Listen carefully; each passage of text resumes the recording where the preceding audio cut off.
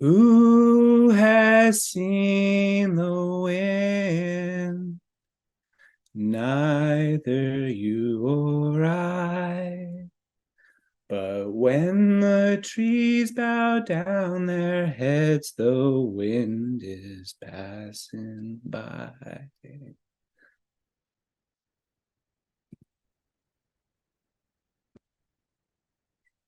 One of my first memories of on this planet was at age 5 when I was flying a military box kite with my grandfather in a cow pasture in Cornwall, England. Looking up and watching it soar filled me with an awe and a wonder. When I looked down, I noticed that we were completely surrounded by cows, and they were all doing all the same thing that we were doing. They were watching the kite.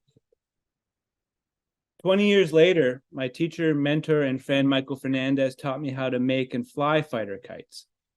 He grew up making these kites in Trinidad and Tobago, and when I watched him control and dance that very simple object, that simple square across the hot sky, I was totally hooked. Since then, I've been making a whole array of kite projects, collaborating with the wind, making memorials for friends who have passed, aerial text banners that can write different phrases in the sky, helping Lisa send smoke bombs up into the atmosphere. And you can see those works at Mount St. Vincent Gallery, and doing workshops with kids of all ages. Something pretty special happens when you fly a kite or when people build their kite for the first time. I remember at the end of a high school workshop, the bell rang, the day was over, and a couple students remained flying their kites. I asked them if they wanted help bringing them down, and they said, no, we're okay, we're gonna stay. This is the calmest that I've felt all week. In 2018, I started thinking about the role of the aerial gaze in expanding human vision and surveillance by offering a God's eye view, a vantage point that had only previously been imagined through painting and drawing. How could the kite offer a different type of view, different than the proliferation of digital photography, drones, and the omnipresence of Google Earth? How could it help shape our relationship to this planet? These were some of the questions I was asking.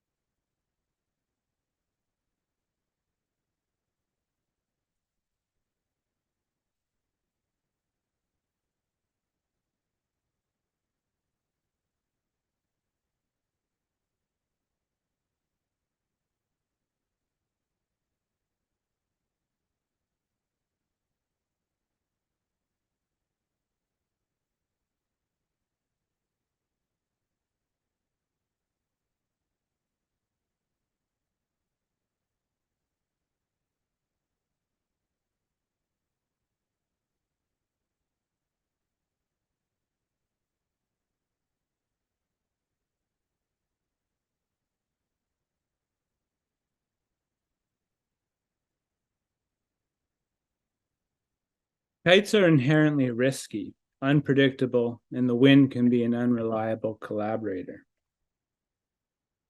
They've been used for a lot of different scientific experiments and stuff, but are never really taken that far because of their unreliability. This was a, a recording that I did with Lisa and my partner Hallie during the first semester of my MFA at the University of Guelph. And as you can see, it didn't work out as planned. There's a little bit of a map of the distance that the kite flew. Amazingly, it got caught up in a really tall pine tree, and the kite kept flying. So we were able to kind of navigate through the woods and figure out where it was. And as I walked out through the back of the forest to get another vantage point, the kite broke free and came flying down and landed about 30 feet from me. And you can see the joy in my face. I was so excited to get the kite back. But the question remained, where was the camera? I had a GoPro hooked up to a couple paint stir sticks that were mounted sort of further down the line, which act as the ballast that kept that kite flying.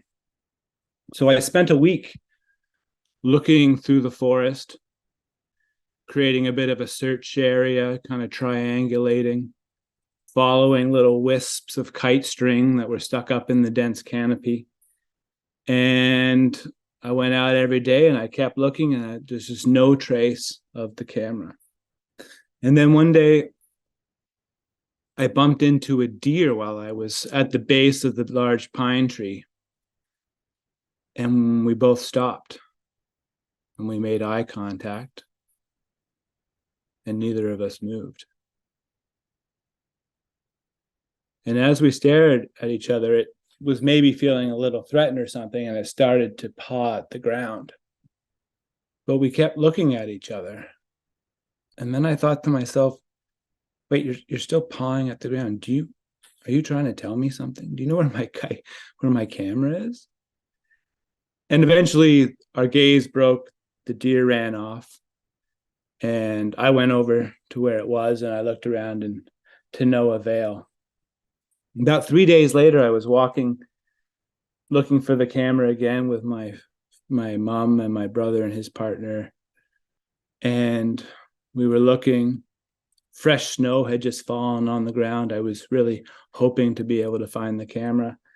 And again, the clouds rolled in, visibility kind of was poor, and I gave up looking. And just as I was leaving, I thought, I tell the story about the deer the other day. And I said, the deer was pawing at the ground, and I pointed over to where it was.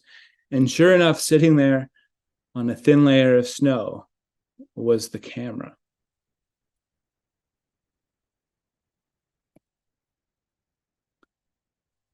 A couple months later, after that, the pandemic struck. And like so many, all plans either stopped, shifted, or pivoted. I sort of lost access to all the studio and the research and the university. So my research moved online and I had to pivot. 6 months later, I found the head of a broken oscillating fan, and we returned to the studio, and I had to figure out what I was going to show. I felt like I was starting from scratch, and I found this fan head, and I thought, why don't I use this? Someone's rendered it useless. It still blows. Maybe I can bring that sort of sense of the wind, thinking about airflow, thinking about aerosols, these invisible vectors of transmission. They were all hot topics of discussion and debate at the time, as fall of 2020. Thinking about sharing space and time and breathing. So I brought in some tape and the fan, and I created these. And a friend of mine in the program said, you should look at the work of Paul Chan. So I did, and Paul Chan is well known for his large-scale multi-projection works. He made these really, really intensive pieces that would take him hours and hours to create. And then in 2008, he said, I'm proud of all this work, but I just think that the iPhone, the all these computers and iPads, everything is so prevalent, and he's just reached peak screen. So he quit being an artist and went into publication and created a publication called Badlands Press. After a 6-year hiatus from making art, he was in a friend Rachel Harrison's studio and saw this broken fan that was pointing upwards. And he thought, that reminds me of those wacky waving arm flailing tube men. Maybe I can use that to kind of bring animation back into the gallery space, but in a way that is off the screen. So he did. He created these things that he calls the breathers, which are he calls them folk engineered clothing for spirits. But he was trying to replicate very specific movements that he had from his own experience, from his own life being an asthmatic person. He was very aware of his breath And he worked with his studio assistants over multiple prototypes to sort of design these things to move in very specific ways. He also started to think about the motif of the bather, drawing inspiration from Henri Matisse. And to quote him, he says, "Thinking about the bathers touched a nerve in me that I was sensitive to, a need I didn't realize was in me. I needed some way to think about whether pleasure had a place in these punishing times, and whether our capacity for pleasing and being pleased has any bearing on how we renew ourselves to better meet what genuine appeals of progress are asked of us." Oops, sorry. And just in case you're wondering what that bather on the right says, it says, "I love you, man," in German. So here you can see some more, and those are towels in the background that he's painted on, sort of under with the motif of Matisse cutouts.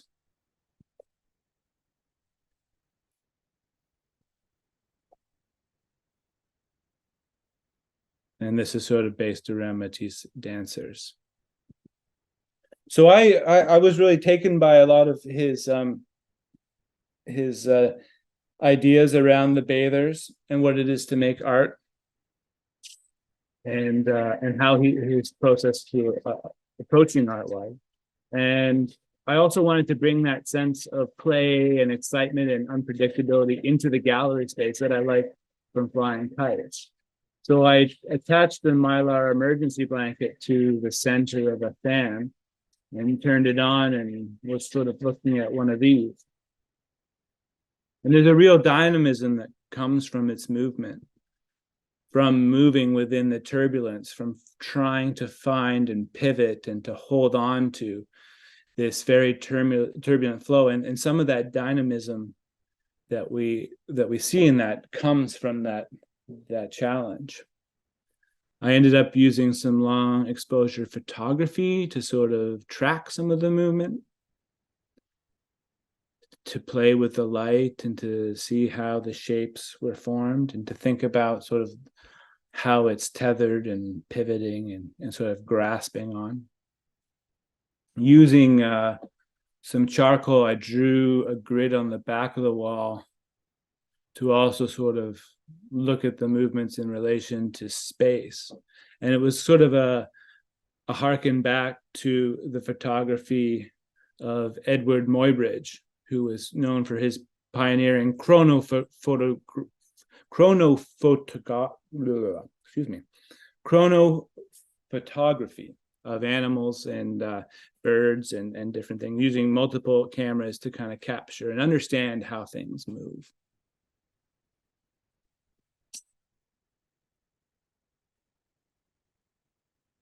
I then started to play with the blankets by removing the tether and seeing what happens when they moved in the corner, and playing with light, different velocities of fan. And things got quite strained once I decided to attach charcoal drawing sticks that I made to the corners of the blankets.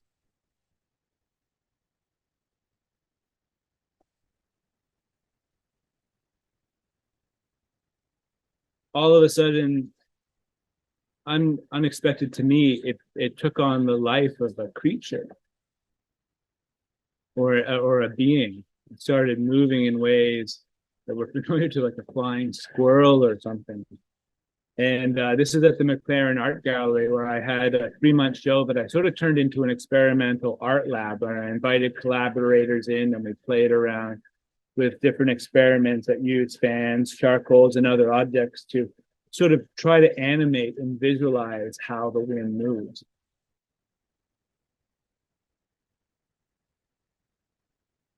There you can see the sort of marks that it's making on the wall. And I was using just all kind of found, those are my, the garlic I grew, the garlic stalks, and some charcoal to kind of make these legs. Also using wire and rope to create different sort of pieces. And I started to try to think about the language of these things, how these different forms and shapes move, what they're carrying, whether that's like a burden or whether they're tethered, sort of gives them a different sort of characteristics.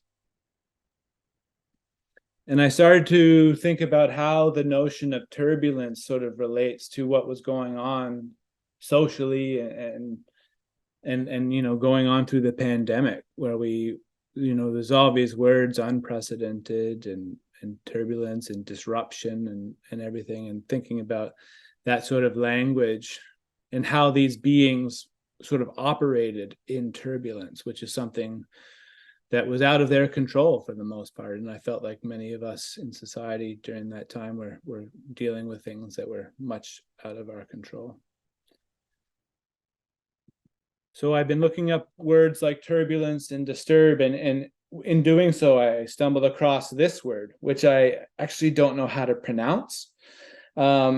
It's a Proto-Indo-European root word, which means it is a hypothetical language with no direct evidence of existence, but one that is reconstructed by comparing similarities in languages that are assumed to be related to each other. So that's everything from Iranian to English to Greek, French, all of these different language groups. They are able to sort of pull out these words that would have come before anything was written down. And this word is believed to mean rotate, swirl, twirl, and move around. And it's at the root of many words, including disturb, turbulence, tumult, turmoil, turbine, storm, and crowd. It also autocorrects to twerk if you're not careful. So you do have to be a little bit mindful of that.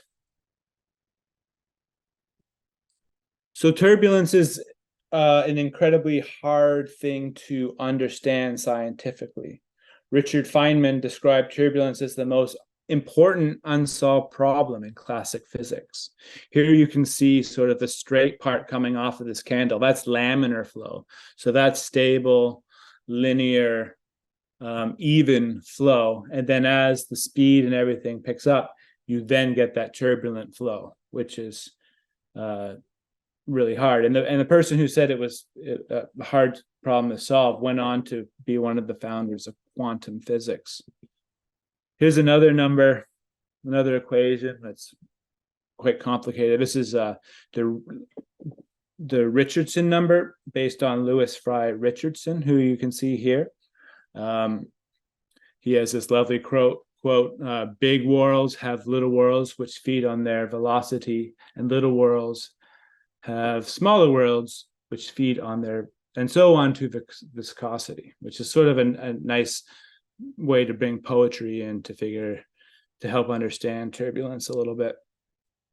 Also, this is super cool and sort of related to the discussion here. This is Lewis Fry Richardson's weather station from 1922, where he imagined the first way of predicting the weather. And it's a huge globe with all of these computers, which are people who are computing information that's coming in on telegraphs, as a way of understanding and inputting it into all of these little grids and trying to figure out what the weather's going to do.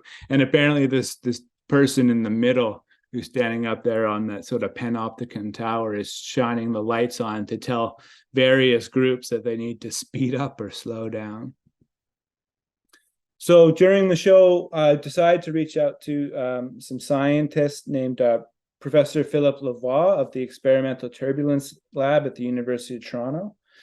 And he came in to have a conversation with Lisa and I in the show. And here you can see some of his lab where they're blowing kind of smoke through tubes and watching the flow, controlling the flow with different apparatuses. And I asked Professor Lavoie, why is turbulence so hard to understand?